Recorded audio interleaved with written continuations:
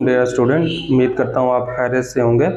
आज हम स्टार्ट करने जा रहे हैं chapter 3, 9th class chemistry chapter 3।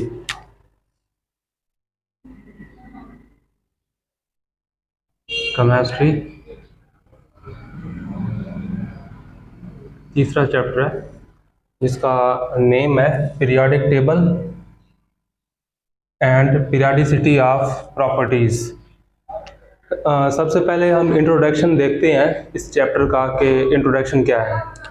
19वीं सेंचुरी में बहुत सारे एलिमेंट्स दरियाफ्त तो हो चुके थे, तो बहुत सारे साइंसदान इन एलिमेंट्स को अरेंज करने के लिए एफर्ट्स करना स्टार्ट कर दिया। तो पीरियोडिक लॉ है कि एलिमेंट्स को किस तरह हम अरेंज करें। तो एलिमेंट्स को एक टेबल की सूरत में अरेंज किया गया जिसको पीरियोडिक टेबल का नेम दिया गया elements non arranged in a table. ठीक है, जिस तरह मतलब उस वक्त में जो जो एलिमेंट्स दरियाफ्त हो चुके थे उनको एक टेबल में अरेंज किया गया। सो इसको उस वक्त पीरियोडिक लॉ का नाम दिया गया। और उसके बाद significant feature of periodic table was that predict properties that were not discovered. Periodic table जो उस वक्त दरियाफ्त हो चुकी थी उसका एक सिग्निफिकेंट फीचर ये था कि जो एलिमेंट्स दरियाफ्त नहीं भी हुए थे तो उनकी प्रॉपर्टीज भी वहां से डिस्कस की गई। उसके बाद आता है ग्रुप्स के बारे में कि उस टेबल में एक तो ग्रुप था और दूसरा पीरियड थे। जो वर्टिकल कॉलम्स थे, वर्टिकल कॉलम्स, अगर मैं एक डब्बा बनाता हूँ यू, ओके, और यहाँ पर लाइंस लगाता हूँ, यहाँ पर लाइंस लगाता हूँ, यहाँ पर लाइंस लगाता हूँ, ये जो हॉरिजॉन्टल लाइंस हैं इनको पीरियड कहा जाता है और ये जो वर्टिकल लाइंस हैं इनको कहा जाता है ग्रुप। ओके, एक एग्जांपल दे रहा हूँ आपको।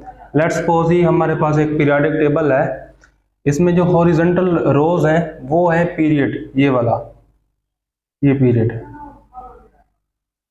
और ये जो वर्टिकल कॉलम्स हैं, वर्टिकल रोज इनको कहते हैं ग्रुप्स।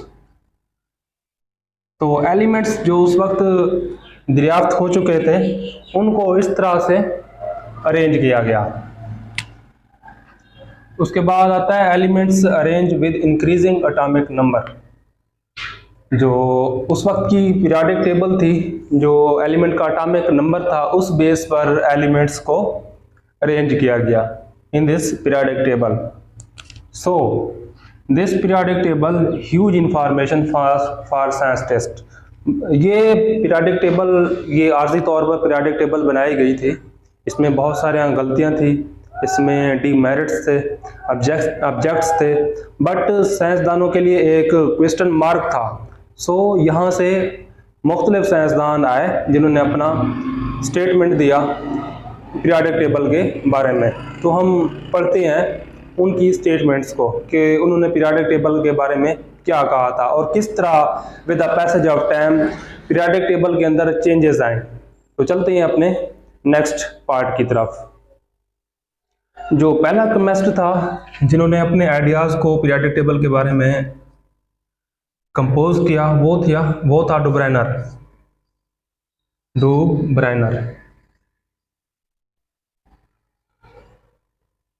डुब्राइनर ने अपने ट्राइएड पेश किए थे,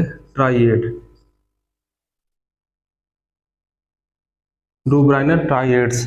इसका मतलब ये है कि डुब्राइनर साहब ने डिफरेंट ग्रुप्स के एटॉमिक मास के दरमियान रिलेशन को कंपेयर किया था।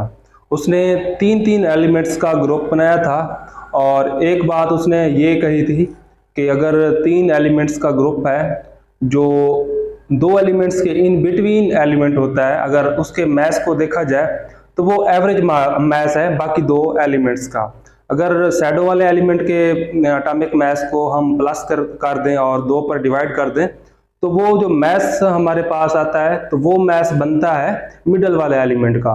तो इसको कहते हैं डुब्राइनर ट्राइएड्स, क्योंकि ग्रुप्स जो ग्रुप्स था वो 3 एलिमेंट्स का ग्रुप्स था। सो इसको हम ट्राइएड का नाम भी देते हैं। लेट्स सपोज एक एग्जांपल देता हूँ आपको। जिस तरह कैल्शियम है एक एलिमेंट कैल्शियम, इसका एटॉमिक नंबर 40 है। स्ट्रोंशियम ले ले, इसका एटॉमिक नंबर 80 होता है। और बेरियम ले ले, बेरियम का जो एटॉमिक नंबर 137 होता है। अगर हम इन दो एलिमेंट्स के मास को प्लस कर दें और 2 पर डिवाइड कर दें तो हमारे पास जो मिडल वाला एलिमेंट है उसका मास हमें फाइंड होता है इस तरह 40 + 137/2, तो ये बनता है 88। इसका मास जो है 88 है स्ट्रोंशियम। तो इस तरह उसके ट्राइएड पेश किए गए थे।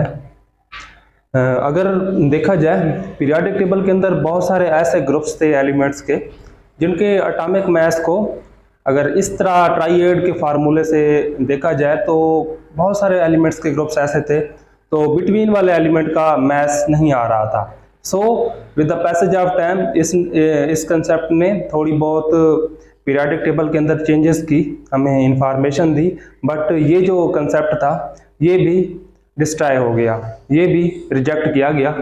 तो उसके बाद एक न्यू साइंसदान आते हैं, एक न्यू केमिस्ट आते हैं जिसका नाम है न्यूलैंड ऑक्टेव्स। न्यूलैंड्स ने अपने ऑक्टेव का लॉ दिया था।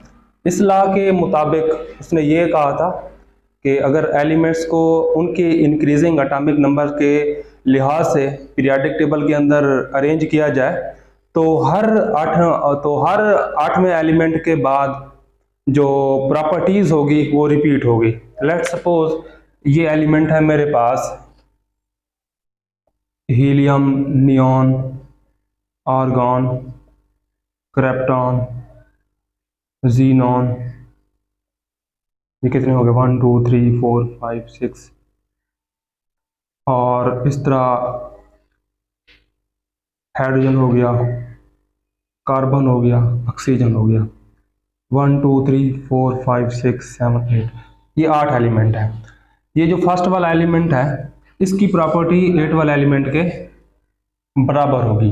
तो उसने भी यही कहा था, मैंने ये एक एग्जांपल दी है आपको जस्ट समझाने के लिए, ओके। तो उसने यही कहा था, if we arrange the elements in periodic table on the base of their increasing atomic mass, then the property of first element will be same as the 8 element.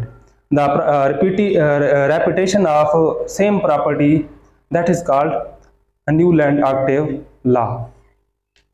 तो उसने ये कहा था, तो ये भी जो ऑक्टेव का लॉ था ये भी रिजेक्ट हो गया, क्योंकि उस वक्त जो एलिमेंट्स थे वो उस वक्त जो एलिमेंट्स थे वो बहुत ही कम थे, अभी डिस्कवर नहीं हुए थे। सो अगर जो रिसेंट देखा जाए, कुछ रिसेंट अगर देखा जाए तो अगर इस लॉ के मुताबिक एलिमेंट्स को देखा जाए तो बहुत सारे एलिमेंट्स ऐसे हैं जो इस लॉ को फॉलो नहीं करते। तो इसने म्यूज़िकल नोट्स के साथ इसको कंपेयर कराया था। जिस तरह म्यूज़िकल नोट्स के अंदर 7 नोट्स होते हैं, 7 सुरें होती हैं, तो 7वीं सुर के बाद दोबारा से फिर पहली सुर के से स्टार्ट हो जाता है म्यूज़िक। तो इस तरह उसने कहा था कि अगर देखा जाए कि अगर पहले एलिमेंट्स की प्रॉपर्टी को 8वें एलिमेंट की प्रॉपर्टी से कंपेयर कराया जाए तो ये सेम होगी, इसमें रेपिटेशन पाया जाएगा। तो after every 7 elements the property will be same of the elements. तो इस न्यूलैंड ऑक्टेव के रूल में इसको स्टडी किया जाता है। उसके बाद जो आया था मेंडलीव आया था। मेंडलीव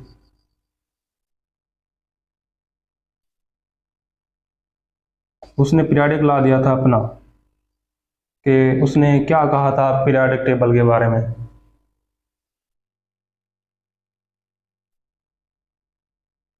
उसने एक स्टेटमेंट लिखी थी, वो ये है कि properties of element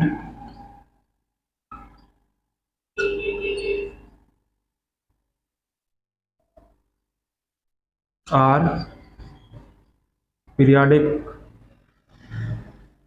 function of the atomic mass.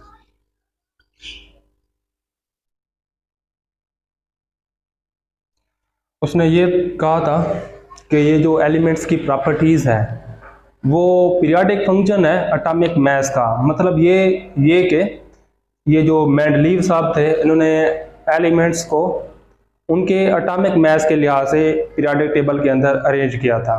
But after some time, क्योंकि अभी उस वक्त एलिमेंट्स डिस्कवर नहीं हुए थे, उस वक्त जो एलिमेंट्स इनके टाइम पर जो एलिमेंट्स डिस्कवर हुए थे वो जस्ट 63 एलिमेंट्स थे।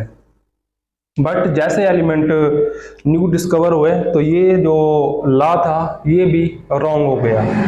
तो उसके बाद एक न्यू साइंसदान आते हैं, एक न्यू केमिस्ट आते हैं, उनका नाम है मोज़ले।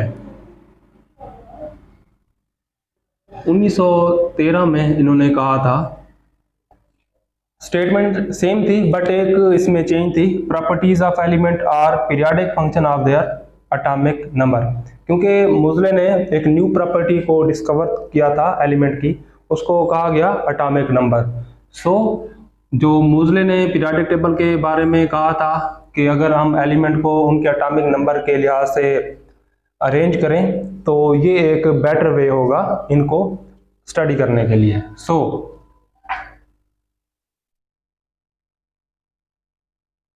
Properties of element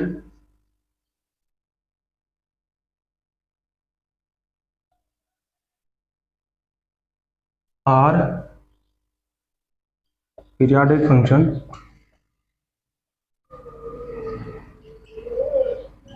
of the atomic number of element.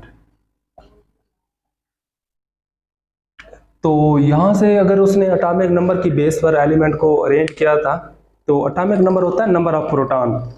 Atomic number depend number of proton in the nucleus of a element. अगर किसी एलिमेंट के न्यूक्लियस में जो प्रोटॉन पाए जाते हैं, जितनी प्रोटॉन होंगे उतनी ही नंबर ऑफ इलेक्ट्रॉन उस न्यूक्लियस के बैर शेल्स के अंदर रिवॉल्व करेंगे। तो यहाँ से इस बात